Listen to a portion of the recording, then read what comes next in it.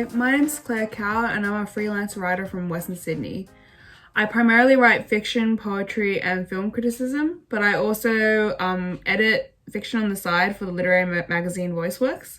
I've also had a few years of experience tutoring high school students in English. So basically, I have read a lot of other people's stories along with writing my own. And you know, when you read a lot of stories by other Australian writers and students, you tend to get a pretty good picture about like what are the common problems that prevent a work from being selected for a magazine or getting high marks in an exam, and even on a really simple level, being compelling to an audience. And I put together this workshop for WestWords about an aspect of writing that I feel, one aspect that I feel I focused on really hard in high school, and it drastically improved all my pieces. And that is a strong sense of place. So really working on setting. And so this presentation is called Writing Place, The Power of Observation and Detail. And you'll be surprised by how much a good sense of place really boosts not only the quality of your writing, but also your characters and your plot. So let's dive in.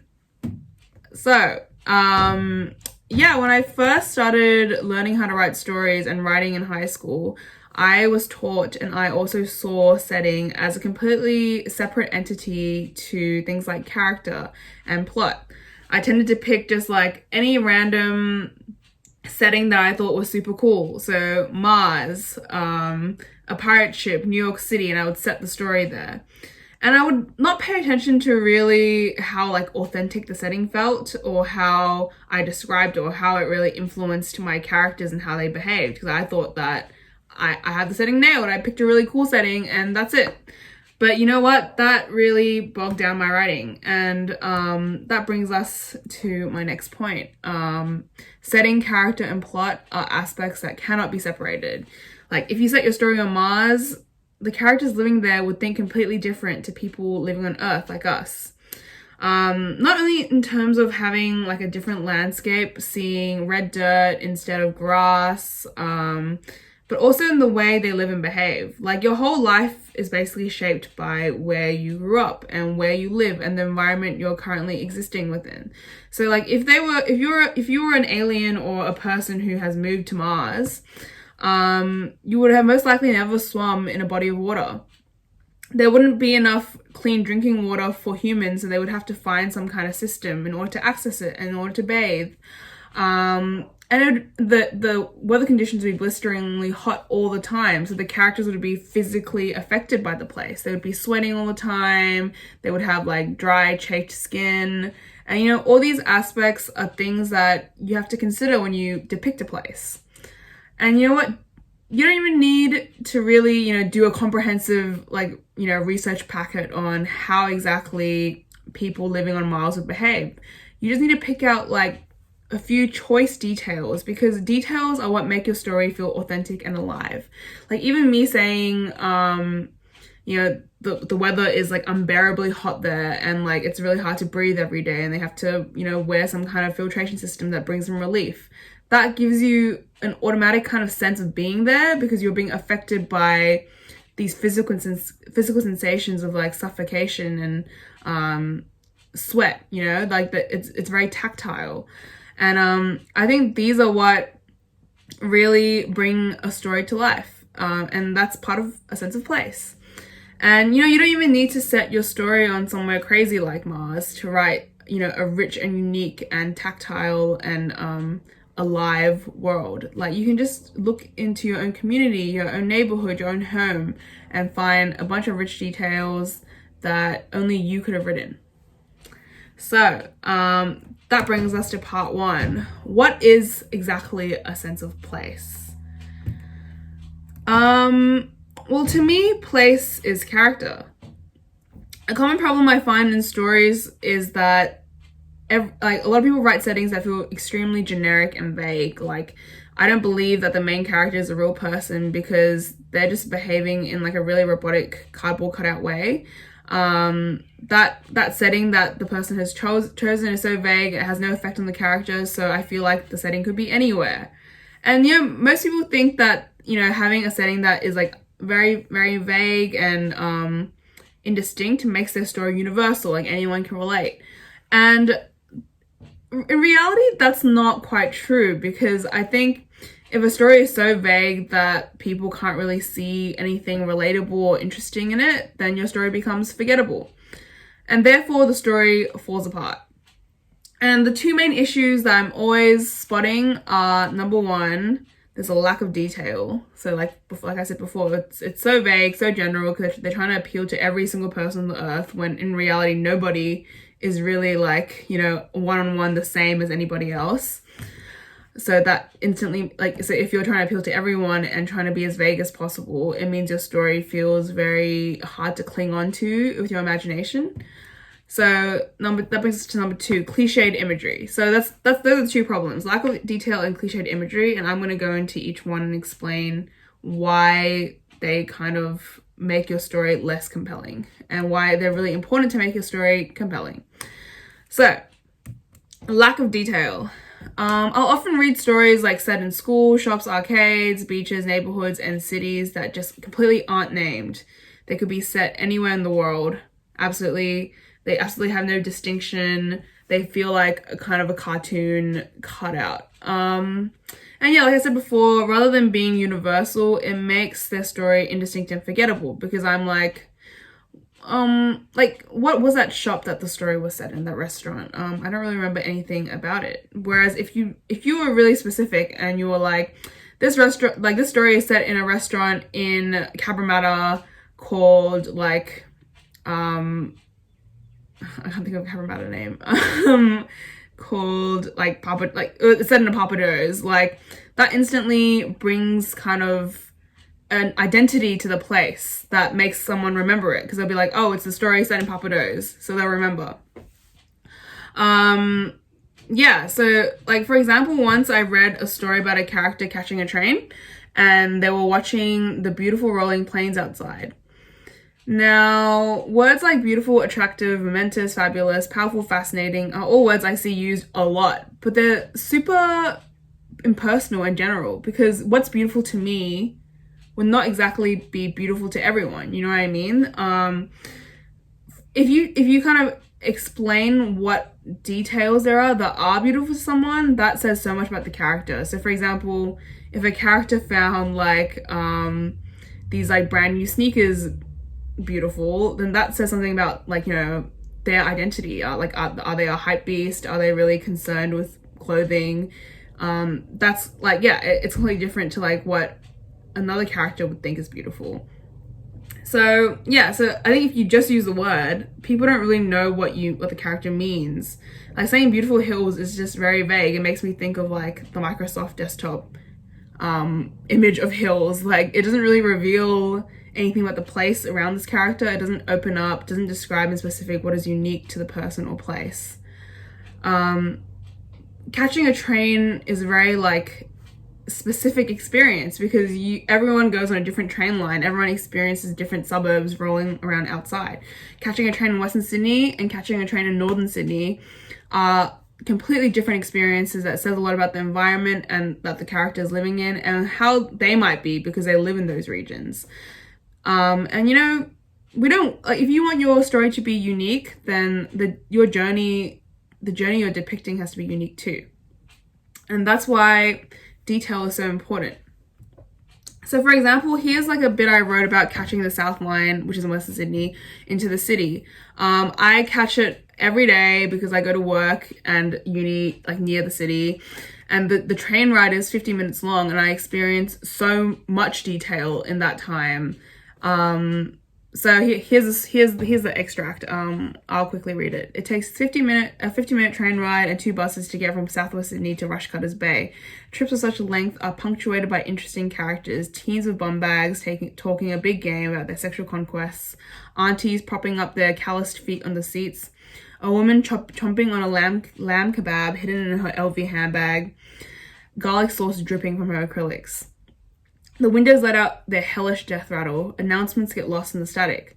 We all sit patiently, watching the land around us shift Outside the window, the wild sprawl of Western Sydney contracts, hills forming as dense shop fronts and skyscrapers rise from the earth. So you can kind of see that I try to pack in like as much detail as possible that is completely relevant to this specific train ride that isn't experienced by someone catching just a generic train. Like it's like specifically about people who catch the South Line. It's like details like kids with bum bags, old ladies with feet up on seats, the flatness of the earth, because Western Sydney is really like sprawled out and wide compared to like the really dense and hilly eastern suburbs or northern suburbs. And like the specific naming of like streets, suburbs, regions that I see immediately gives my writing more personality, because like people kind of can see the image in their mind like they're watching a movie. They can see it like playing out. And so, whereas when you just say, oh, they saw beautiful hills outside, it's a very generic image. It's a very forgettable image because they've probably heard that description so many times before. Yeah, so that's why specificity just brings so much more to your writing in terms of life, personality, and memorability. That brings me to my second point of what I think is a very common issue in describing place, and it's cliched imagery. So like sometimes I'll read a story that does have heaps of details about what a place looks like and feels like, but all those images will be cliche. So as in they're done before and very stereotypical. And the issue with this is that when you write about a place in a really stereotypical way, in a cliched way, it feels a bit lazy because it feels like you drew that description from what everyone thinks about that place or like imagines that place to be, and therefore it doesn't feel quite authentic or real or immersive for the reader. So an example I have is a story read by a student about a character living in Paris. And as you can imagine, Paris is used in like a million stories and is often cliched because it's one of the most romanticized cities on the planet. So in the story, yeah, a character ate a baguette in their apartment while looking at the Eiffel Tower. Like they have the perfect view. Then they went downstairs for dinner and drank champagne with their friend, ate a croquembouche, just like every kind of Parisian cliche you can think of. And the reason this was a problem was that it really did feel like this writer kind of drew on images that they saw in other works like Madeline or Ratatouille or Amelie, and didn't really make an effort to make that place feel authentic for the character. Because someone who actually lived in Paris would experience the place super differently to this character who allegedly is meant to be living there. Like the logic was just a bit off because, you know, someone living in Paris would know specific street names, they would have favorite stores, they would have like specific interactions with people who live there, like the shop owner who sells music boxes, or even Amelie, a movie like Amelie, she has a relationship with her neighbor who is a painter. Like there's like these details that someone living in a place would know, because obviously you as a person living in whatever city you live in Australia have very specific experiences with the community around you. And the same goes for Paris, even though it's a city that's been depicted a lot more than I would guess like out the suburbs I'm from. But people living there would have these very specific detailed experiences. And, you know, and not all of them would be lovely. Sure, in Paris you have like, you experience lovely things like the sugary smell of creme caramel being made, or, you know, have these beautiful sights like the Eiffel Tower. But you would also kind of experience the gross stuff too. So like trash, you know, steaming in summer, snow melting and like getting into people's shoes, dirty streets, you know, there's like a lot of detail like that comes with living in a real place that is unsavory. And I think capturing that alongside the beauty really makes your story feel well-rounded. It feels like you've really put in the work to research what a place is like. You try to make it into a real world that is inhabited by your characters. So quickly moving on, a sample that I want us to focus on is a cliche sense of place versus what I think is a great sense of place.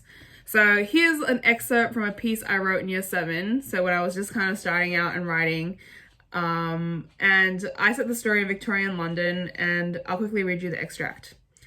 I became accustomed to London life and all the cleverly designed carriages, the filthy streets, and the fine people that would pass me with a brief nod in my direction. One Sunday afternoon, I went to the market in order to purchase foods for the cook's kitchen. The city was bustling with people. Top hats, smart suits, simple dresses, elegant dresses, rags, children of every shape and size were scattered in an array of colours. As I passed the boy selling newspapers, the Big Ben tolled. So I really wrote this part kind of using, similar to the student who wrote about Paris, I used like everything I could think of about Victorian London without have never been there, without really doing any like serious research to what like growing up in London would really be like. So this created several problems in my writing. So firstly, like it's cliched. I kind of used every cliche of Victorian London I could think of and threw it at the audience in like a really overwhelming fashion. So like there's poor people, there's beggars, there's filthy streets, there's carriages, there's people in top hats, there's a market, there's a Big Ben. And I just used all these details that I could think of in the vaguest way possible, because obviously someone actually living there would know exactly what market they're going to. They would they wouldn't just notice every single thing and be like, wow, there's a carriage, wow, there's a dirty street, because they'd be used to it because they're living there. So they'd just be like, you know, they view these details the same way as anyone living here would view the details around them. And the major thing about the cliches is that it doesn't really say anything about the character, and that brings me to my next point. There's a lack of specificity in this piece, really. Maybe I am pointing out specific things that are happening around the character, but what you choose to describe actually really shows the audience a ton of information about the point of view character, the person experiencing and describing to the audience what they see and feel and experience. Because what a character notices really tells you about who they are without really needing the writer to show them doing something or saying something about themselves. And that makes it really authentic. So I'll give you an example. So I think if this character in Victorian London was poor, they probably notice very different things to what a rich person would. So for example, maybe they would be hyper focused on finding the right fish, so they're like their boss isn't mad at them if they're a cook or a kitchen hand. And so they wouldn't focus on anything around them. They would just be like, what's the right fish? Like, what's the, how am I gonna, be able to get it to the kitchen on time? Get out of my way, you annoying kids. I need to get the fish. So they'd have a different kind of focus. And maybe they would really be stuck on things like, beautiful carriages and like fine dresses because they would be like, I really want that lifestyle. So they would kind of inject a thought into their observation as well. They'd be like, oh, I really noticed like the green of this dress because, it's like the finest material and I could never wear something like that because I have to wear really like drab gray clothes. So like whereas a rich person probably wouldn't really notice like finery because they would have really fine things unless they wanted, unless they were like, that's the latest fashion and I would really like to have that dress, because they would be aware of things like the latest fashions.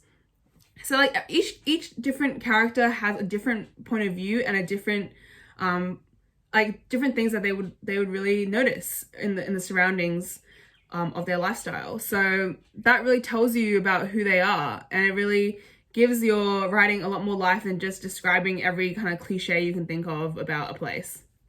Yeah, so moving on. Here's an extract of a story I think does an amazing job of really capturing a sense of place in a really brief amount of time. So, so this is a story from a writer from Yagoona called Shirley Lee. It's called The View from Here. I won't read the whole thing, but I think once you just have a quick read of it, you can kind of see how she has such rich specific details that really tell you a lot about the character and the place around her. So she describes the houses as fibro, white, and square, like looking like forgotten Lego pieces tossed on the toy mat. She mentions that there's Converse hanging from the power lines and that her and her mum are like headed on their way to a family meeting, and dandelions are scratching at her heels. And she also mentions Neighbours, a very Australian show. And when they arrive at the house, they smell like a very specific Vietnamese food, like dish being cooked. and they also see a bunch of shoes at the front mat, because in a lot of Asian cultures, people take off their shoes before they enter a house. So yeah, so she's giving you a lot of detail in what is essentially like one paragraph. And I think the really important features that you can take away from Shirley's piece that I really want everyone to kind of really ingrain in their brain when they're writing a place is specificity. So yeah, like I said before, it's undeniably set in Western Sydney because of those details, like white fibro houses, Converse hanging from power lines, and like kind of like the increasing amount of Mac mansions is a very specific detail about her hometown and Western Sydney. Neighbours is an instantly recognizable Australian show, like I said, and her very specific Vietnamese heritage and the types of food her family eats and the cultural practices they engage in really make this character unique. This character stands out now because she isn't just like a faceless character that could be anyone. She is like a Vietnamese girl growing up in Yaguna who's kind of like annoyed that she has to go to a family gathering. So immediately she has this personality. She has an image in people's brains, and that's like really important in making your story stand out and be unique. So the next thing is that I'll kind of talk about later is interacting with the environment. So a person's never separated from the environment, as I've like kind of established from now, right? They are inside it, they're touching it, they're being shaped by it, they're affected by it. So like I think Shirley's piece does a great job of invoking like senses like touch and smell and interaction with the environment. So the flowers are scratching at her ankles and she can smell like a really overpowering smell of pork and garlic. And those things really make the point of view character feel immersed in the story. They're existing within the story, and the reader, therefore, who is like kind of seeing everything through their eyes, also feels immersed in the story. Like if you describe the character smelling ground pork or like feeling like the grass around them scratching at them, then the reader will also experience those things, and like your world will become more real to them. And also the character would become more real to them because they'll feel like they identify with these experiences. It's like empathy. So another important feature is not being afraid of unsavory details. So like, remember what I said before about when you're describing any place, even Paris, they're not only like lovely, beautiful, pristine images and features, but also kind of like gritty, more dirtier, more gross features that make the place feel real and alive, because real life is very rarely 100% pristine. And if it was, it'd be really boring and flat. So I think Shirley does a great job of this because she's kind of invoking that smell of the fish sauce. The Converses are muddy. The air is really like muggy and hot. Like the characters are uncomfortable. And because they're feeling these like intense feelings, so does the audience.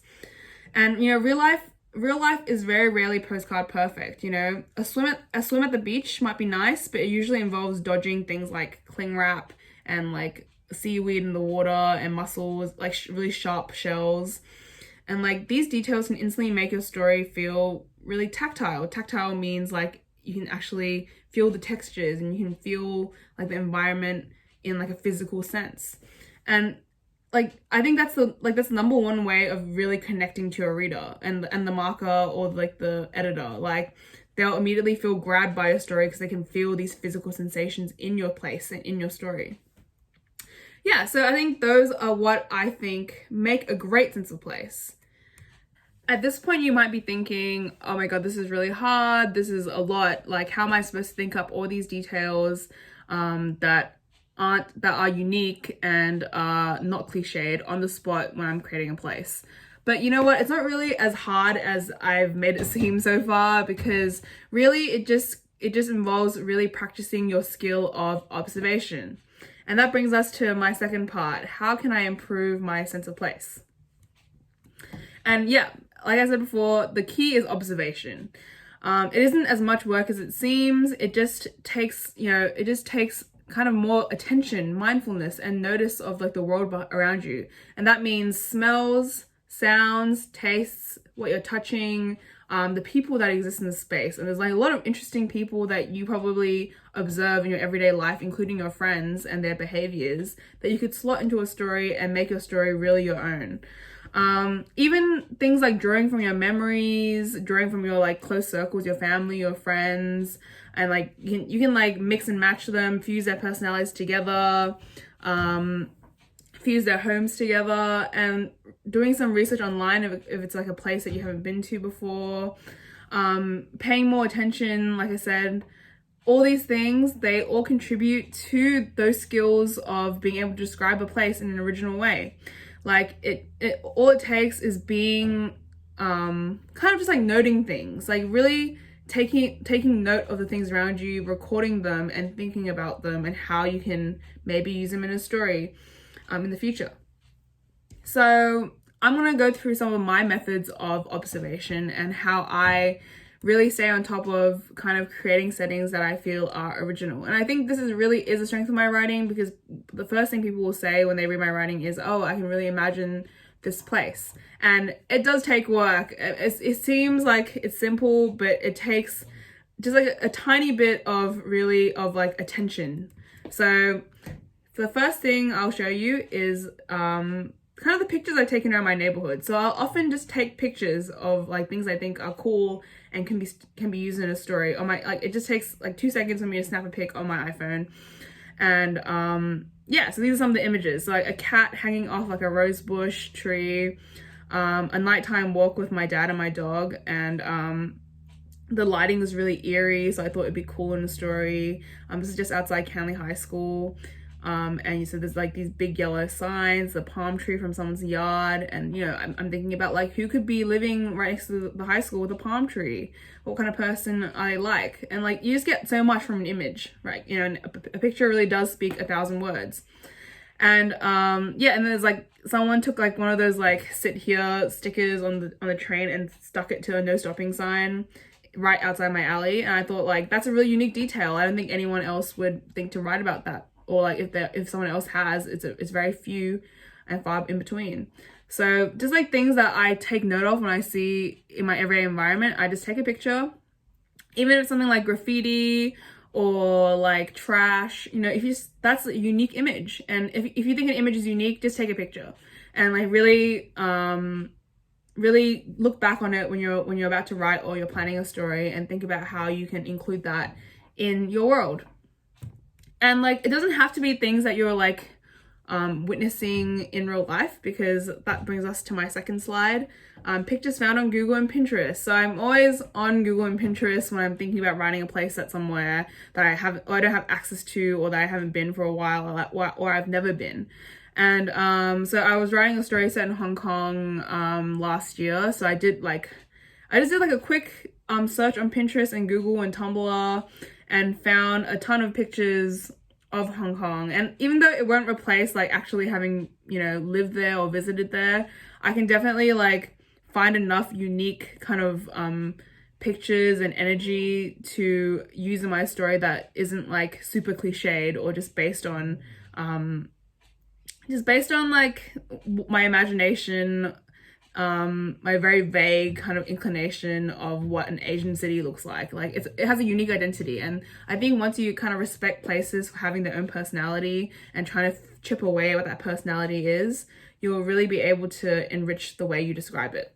So like, you know, like really dive in, Google what specific foods people eat there, what the street names are, what kind of things they sell in shops there. And like that will really just give your story a big boost. So here are some tips from Lydia Davis, one of my favorite writers. Lydia Davis specializes in super short stories, so that some of them are only like a few lines long or up to a paragraph. And despite the really short space in which she writes, she is able to convey like whole worlds, really interesting characters, really interesting situations. And the reason she's able to do this is because she has really built up her skill set of observation. Here's an extract from one of her essays from the book Essays 1 about how she observes. So she recommends that writers observe the behavior of both animals and humans. So she has an extract from her notebook. Let's focus on C, but read the other two too. C says, that very handsome dark-haired and dark-eyed young man walks up and down the aisle of the train so many times to show us how nice he looks in his cream-colored summer suit and white shirt. He would continue to walk up and down until he is sure we have all seen him. So this observation of hers is really interesting to me for several reasons. The main one is that the last line, he will continue to walk up and down until he is sure we have all seen him, is something that Lydia doesn't know. Like, she doesn't know if that's the reason why he's walking up and down the aisle. Like, maybe he's actually really anxious, or maybe he is impatient. You know, we don't really know. Like, there's no way you can really know why someone is doing something unless they tell you. So what this means is that she's doing this thing where she's making the character observe how they feel and think in relation to the subject they're observing. And why this is important is that it automatically gives both the point of view character, the observer, and the person, the character, the subject, so much more personality. Because if she has that comment about him, we automatically think of him as this like really vain, kind of pompous guy who knows that he's handsome, and that gives him a very certain personality that the reader takes away. Or it could make the reader think that the point of view character is really judgmental, or that she doesn't like that kind of guy and she finds it really obnoxious. It automatically fills your story with so many more questions, so many more vivid images of what these people are like. And so that's why I recommend that if you are going to describe a place and like the way the character is existing within it, also kind of include what they feel about the place and what they're seeing and experiencing. So for example, if you walk down an alleyway and see these like really dramatic graffiti like tags all over the place, is your character going to be like, that's beautiful, or that's cool, or that's sick, or they're going to be like, you know, this is terrible, this is like a blight on our neighborhood? Like, how they react to their environment really says a lot about them, and that makes your story instantly feel like there's a distinct character in it. Okay, so here are some excerpts from how I observe. So I'm a pretty lazy observer. Like, I don't make like detailed like notebook entries. I literally just take pictures that you saw before, research online, and I sometimes just type things in my notes app. And you can see that there's a lot of typos in these like notes, but I think that this is enough to write a great story. So the first note is me observing a cool location on Cabramatta that I thought I could use in a story in the future, and I think it was like the kind of the mall underneath Golden Palace, which is a yum cha restaurant. And yeah, I just make like the most like basic notes of everything I could see. So I could see a discount clothing store with rose patterned blouses. I could see jewelry stands with strings of jade necklaces. I could see a Vietnamese cultural dress. So I didn't know what it was called, so I just made a note so I could look it up later. And I saw furniture and massage chairs, which I thought was interesting because I don't really see massage chair stores very often. And like the details don't have to be very detailed, because later on when you're gonna read these notes, your brain kind of fills in the blanks. So like when I say like a cheap clothing store with rose patterned blouses, are you just thinking of a store with only that piece of clothing? No, like you're probably also thinking of other clothes and like shoes and like types of like things that could fill that kind of store. So you will fill in the blanks later on, but having these notes here, having these really specific details, it really like prompts your imagination. It gives your imagination a kickstart, and that's what you really need to write a place, I think. So like take a look at these notes and like try and make similar notes about what you see around you, and like automatically I think the way that you describe a place will be more richer and more specific and more unique. But it's also possible, I don't want you to feel like it's like you shouldn't write about like places you've never been or places that you don't know. Like, write what you know is the most commonly given piece of advice in writing, because generally when you write about something you know it so well that the details will feel more authentic and real. But you can kind of like you know, simulate knowing a lot about a place by just doing some quick research. So I wrote this like really short piece about a bunch of friends in Maine, which is in America, I've never been to Maine, and it's about and I just I try to infuse details into it to make it seem like an authentic place. So I talk about the friends kind of being in a treehouse with gobstoppers, Bud Lights, and a half-functioning Philco radio. And I talk about this kid being scared of like the poison oaks and nocturnal animals in the forest, and they've been in a forest really. He's thinking about all these things that could eat him, like lynxes and coyotes. I can't say it. Coyotes, right? And garter snakes. And like in order to achieve that, I just did some quick research about what kind of animals and trees are in Maine. So I just literally looked it up quickly, like what are deadly animals there that the kid could be scared of? Like what kind of animals live in the woods? What kind of trees are there? What kind of candy would American kids eat? And what kind of games would they play? Especially because I said it in the 70s, so I'm like, what would they be doing in the 70s? Yeah, and just like these quick details definitely just make it seem more realistic than if I just said, oh, it's set in Maine in a forest and he's scared of a wild animal. Like just saying a wild animal is very vague. Like just saying the exact animal that he's scared of, like literally lynxes and garter snakes, makes it feel a lot more specific and alive. I say alive so many times, but that's what you're really aiming for in order to grab a reader. So like a lot of this obviously isn't 100% accurate, but even having like a bit of that detail in there and imagery, it elevates your piece over thousands of cliched or indistinct pieces out there. Like I said, like this instantly reads better than something that's like it's set in America in a forest. But like having these details make these characters seem like they're real kids, like they're doing real American kids, right? So that brings us to our last part, interacting with environment. So we've kind of touched on this like a lot already. Obviously, like I said at the very beginning, place and character cannot be separated. So your character must be interacting with the place.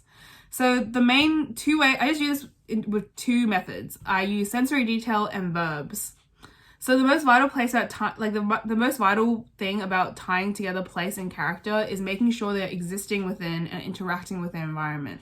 The two major ways I do this is through the senses, so sensory detail. So smell, touch, taste, sight, sound, and also through verbs, so like doing words. So like really basic kind of stuff you learn when you're really young, but they truly make your story so much better. So I'll quickly run through them. So sensory detail, that means you're involving all your senses of the character. Like some writing is really isolated on sight, so like what you see. Like I see a train, or I see a big building, a vast ocean, a thick forest. But in real life, the way you experience the world isn't just through sight. You know, when you walk on gravel, it crunches under your feet. You can smell a wet dog and like what it smells like. You can smell the food it's just eaten. You can taste blood when your lips splits open. That when you describe those things, the character is like, whoa, like I'm really experiencing this place physically, right? So a good exercise to kind of build this skill is to try and describe a place or a thing that you know in real life without using like sight at all. Just using a different sense. Use each different sense to really kind of stretch that muscle in order to describe a place and make it, but you're still really evoking that place, but trying to do it, you know, without just describing what you see. And it really helps you in like trying to narrow down like detail and trying to really observe your world. The second point would be verbs. So don't lose your characters when describing a place. Yeah, like I think like with my Victorian example that I had earlier, it's really easy to kind of like overwhelm the character with like the reader with a bunch of details, but like it doesn't, like that makes audiences really lose track of who this character is, like what are their priorities, which is the most important part of your story, because you want your character to have like a full journey that has an impact on the audience emotionally, right? So they are always existing in the place, in the space, right? They're interacting with it in some way. That's where verbs come in. Is your character sitting, running, swaying on the spot, pacing up and down anxiously, running their hands along a middle school gate because they're like a kid and they're playful? Are they climbing trees? Are they lying on floorboards? Are they doing cartwheels to kind of show that they're youthful? Are they jostling someone because they're good friends and they can like kind of, you know, wrestle and play around? Like put your character in motion to make your story, like having a static story can be boring because we're just like reading about like nothing happening. But if a character is always kind of interacting, moving, Like, you know, we can see that they are a person who has agency over their body, who can control their body and like control like the path forward. That really gives your story so much more pizzazz, basically. Yeah, so here's like a really great example. It's from a fantasy short story that I really liked as a teenager called The Fairy Handbag by Kelly Link. It's just a really quick example. So like the fairy handbag, it's huge and black and kind of hairy. Even when your eyes are closed, it feels black as black ever gets. Like if you touch it, your hand might get stuck in it. The tar or black quicksand, or when you stretch out your hand at night to turn on a light, but all you feel is darkness. Fairies live inside it. I know what that sounds like, but it's true. So I read that really quickly, but let's point out like all the things I talked about before. So verbs. There's motion in the story, right? Like the audience is imagining eyes being closed, touching, hands being stuck in tar, hands stretching out, trying to feel for a switch, trying to find something solid, and only feeling darkness. Like there's a lot of like kind of motions of this character. And that makes it feel a lot more alive. Like we can actually have all these images in our brain. We can see what the character is trying to do. Senses. So like the main sense in the story is touch. So not really sight, not what they see, because all they see is black really, but like these different textures make, because like really this writer is really really explaining one thing, really describing one thing, which is like a black handbag, but then she kind of picks up on all these variations of like what black could feel like what that darkness could feel like she has tar, she has quicksand, she has like the night, she has like the cool air of darkness, you know, she has hairiness. Like all these different textures makes that like that bag seem so magical and like, you know, complex. It's immersive. Like you're immersed in the story even though the character can't really see anything because it's so dark. And the last one, the really important thing you should do is link it to the characters and feelings. So like what is the character feeling and thinking about when they're interacting with the bag or the environment that you want to portray? And like Link kind of has that last line to show that like this experience of the bag makes the character really believe that this fairy is living inside it, that it's a magical bag, right? So that automatically draws the audience in because we're like, why is the character so convinced? Like what journey are they about to go on? And that's what you want to do. You want to really stoke the reader's curiosity and their interest in your story and their interest in your world. So that's basically all my tips that I have on constructing plays, because I think all these tips that I mentioned really help my writing in becoming a lot less stiff, a lot less boring and static, and a lot more lively and immersive. So like a strong pencil place makes your characters stronger. Like each of the characters and all these extracts I kind of had, like the kids in the main piece, have a unique identity. Like the kids in America were playful, they were part of a big friend group, they were scared of like the forest and the wild animals, and like that was all about their place, right? Like their place affected the way that they behaved, because they're from like a secluded kind of area, so they're good friends and they only have each other. When you contrast that with someone in Shirley's piece who lives in like an Aussie kind of suburb, it's a completely different identity. Like she's like, her place evokes that she's someone who's you know, spends the time watching soap operas, spending time with her family and her mom, stuck in a town that's like quickly gentrifying. Like there's a completely different set of concerns and for the character along with the place. So just like putting effort into building a strong sense of place, even if it's a quick consideration of which specific details you want to include, observing more of the things around you, and just like slotting them into your story and your world and thinking about how that world affects the character. That shows that you have been more thoughtful about the originality and the how interesting your story is over so many people who just kind of go for the most vague and cliched ideas. So just putting a little bit of more effort into penning a picture, like a film for your audience, like an artist painting a picture, that will just make your story 100 times better. All right, thank you. I hope this was really helpful for you.